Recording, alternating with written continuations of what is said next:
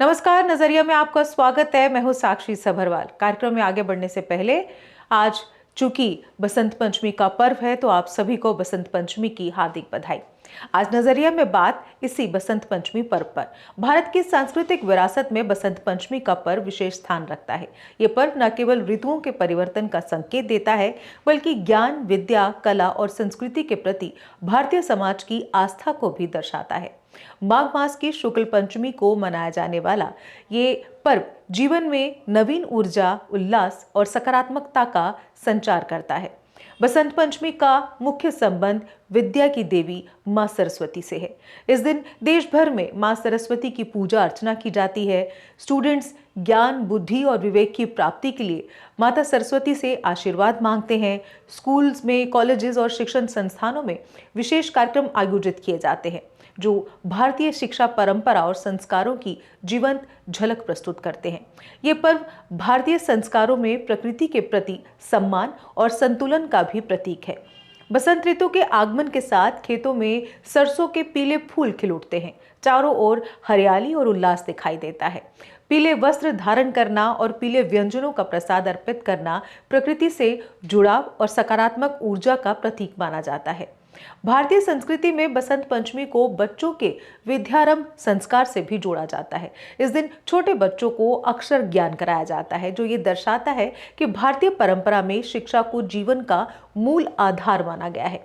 ये संस्कार केवल पढ़ाई तक सीमित नहीं बल्कि चरित्र निर्माण, नैतिक मूल्यों और अनुशासन की शिक्षा भी देता है। आज के आधुनिक और तकनीकी युग में बसंत पंचमी हमें अपनी सांस्कृतिक जड़ों से जुड़े रहने की प्रेरणा देती है। ये पर्व याद दिलाता है कि विकास और आधुनिकता के साथ साथ संस्कार, संस्कृति और परंपराओं का संरक्षण भी उतना ही जरूरी है। बसंत पंचमी भारतीय समाज को ज्ञान, एकता, सौहार्द और नैतिकता के मार्ग पर चलने का संदेश देती है।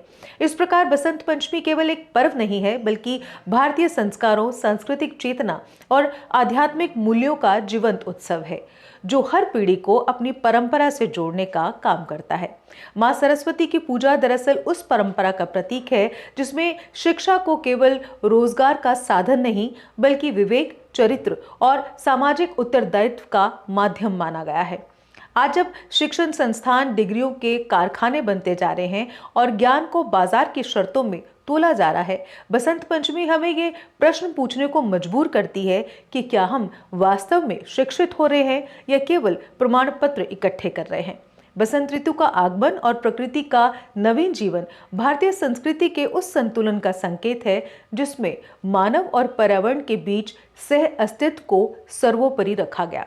विडंबना यह है कि आज जब जलवायु संकट और पर्यावरणीय विनाश जो है वो वैश्विक चिंता बन चुके हैं, हम उन्हीं मूल्यों को हाशिए पर डाल चुके हैं जिन्हें हमारी परंपराएं सदियों से सहेजती आई हैं।